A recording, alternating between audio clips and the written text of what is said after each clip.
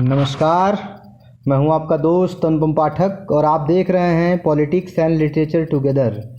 आज हम बात करेंगे, चर्चा करेंगे हिंदी साहित्य के कालजयी साहित्यकार आचार्य हजारी प्रसाद द्विवेदी जी के बारे में। 19 अगस्त को हमने उनका जन्मदिन मनाया है, इसलिए उनको याद करना बहुत ज़रूरी है। हजारी प्रसाद द्विवेदी 1907 में बलिया के धराधाम में अवतीर्ण हुए। संयोग की बात है कि यही बलिया आगे चलकर बागी बलिया के नाम से प्रसिद्ध हुआ। अब आप सोचेंगे कि इसमें संयोग क्या है, तो संयोग है कि जिस दिन द्विवेदी जी का जन्म हुआ उसी दिन अर्थात 19 अगस्त 1942 को बलिया बागी हो गया था और उसने अंग्रेज़ों की सार्वभौम सत्ता को चुनौती दी थी। बचपन में घर वालों को कहीं से 1000 रुपये की आमदनी हो गई और जनसाधारण ने इस अपरंपार धनराशि को स्थायी बनाए रखने के लिए हजारी नाम दे दिया। यहीं से हजारी प्रसाद द्विवेदी हमारे बीच आते हैं। वैसे हजारी प्रसाद द्विवेदी के जीवन में बचपन की दरिद्रता, जवानी में घृणित विरोध और अंत में थोड़े दिन की महांति दिखाई देती है। हजारी प्रसाद द्विवेदी का प्रारंभिक जीवन बहुत संघर्षमय था।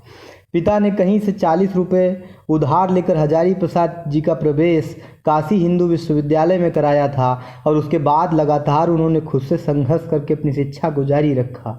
इंटरमीडिएट परीक्षा की फीस न होने पर उन्होंने कथा बाँचकर रुपये इकट्ठा किए और परीक्षा दी। 1930 में उन्होंने ज्योतिष विषय में आचार्य की उपाधि धारण की और आखिर में उन्हें काशी छोड़ने का निर्णय लाचारीवश लेना पड़ा और वे शांत निकेतन में हिंदी के आचार्य पद पर नौकरी कर लिए।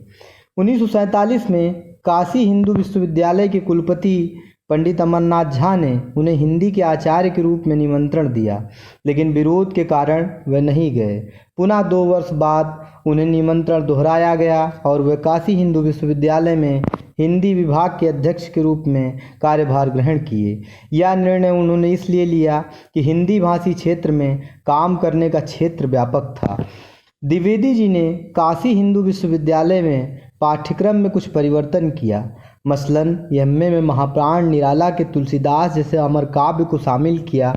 बीए की कक्षाओं में प्रेमचंद के उपन्यासों को जोड़ा। हालांकि इन सब की वजह से उनका लगातार विरोध होता रहा। परिस्थितियां ऐसी बनी कि उन पर चौतरफा आक्रमण हुआ और अंततः 1960 में उन्हें काशी हिंदू विश्वविद्यालय से निकाल दिया गया। काशी से निकले तो पहुँचे पश्चिमोत्तर भारत। शिव के त्रिशूल से गिरे तो शिव के अलिक पर पहुँचे, अर्थात शिवालिक पर। 1960 में विश्वविद्यालय में पंजाब विश्वविद्यालय में बतौर प्रोफेसर एवं अध्यक्ष नियुक्त हुए। और क्या फ़र्क पड़ता है, जब उनकी अपनी काशी छूटी तो चाहे जो शहर हो। जब मैं कदा छूटा तो फिर अब क्या जगह की कैद, मस्जिद हो, मदरसा हो या कोई खानकाह हो। हजारी प्रसाद की पीड़ा इस बार ऐसी थी कि व्यक्त नहीं की जा सकती। ये पीड़ा नहीं थी, अपमान था। और यहीं पर उन्होंने लिखा मेरा सबसे पसंदीदा निबंध कुटज। अशोक के फूल से सीधे कुटज।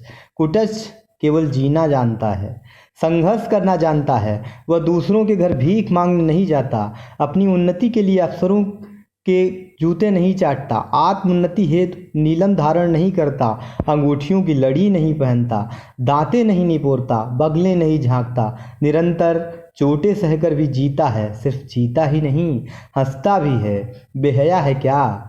कभी कभी जो लोग बेहया दिखते हैं उनकी जड़ें काफ़ी गहरी बैठी रहती हैं। ये पाषाण की छाती फोड़कर अपने भोग्य खींच लेते हैं। हजारी प्रसाद द्विवेदी एक अपार स्नेह वाले व्यक्ति थे। उनमें अपनत्व का भाव भरा हुआ था सबके लिए। वे अपने विद्यार्थियों की आर्थिक मदद भी करते थे। खाना पानी धड़ल्ले से करते थे। बार बार चाय पीने की आदत थी। पकौड़ा प्रेमी तो खूब थे और पान तो मानो उनका जीवन साथी था। जीवन के अंतिम वर्षों में डॉक्टर ने सलाह दी कि पंडित जी दीर्घजीवी रहना है तो आलू चावल छोड़ दीजिए। पंडित जी ने कहा जब आलू चावल नहीं खाना है तो जीकर क्या करेंगे। पंडित जी ने बाद में 1968 में पुनः काशी हिंदू विश्वविद्यालय आए और रेक्टर के पद पर काम किया। कालांतर में उत्तर प्रदेश हिंदी संस्थान लखनऊ के उपाध्यक्ष पद पर रहे। कुछ समय के लिए काशी हिंदू विश्वविद्यालय में ही हिंदी का ऐतिहासिक व्याकरण योजना के निर्देशक रहे। वह भी घड़ी आई जब पक्षाघात का आक्रमण हुआ। 1979 के बसंत में अशोक में फूल नहीं आए, काशी में इलाज न हो सका। दिल्ली आए नहीं। बल्कि लाहे गए थे। इस बार ऐसे आए कि फिर कभी काशी नहीं लौट कर गए।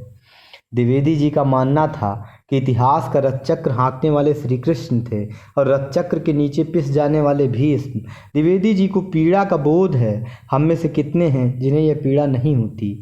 अंत में यही कहा जा सकता है, दुखिया दास कबीर है, जागे और रोए।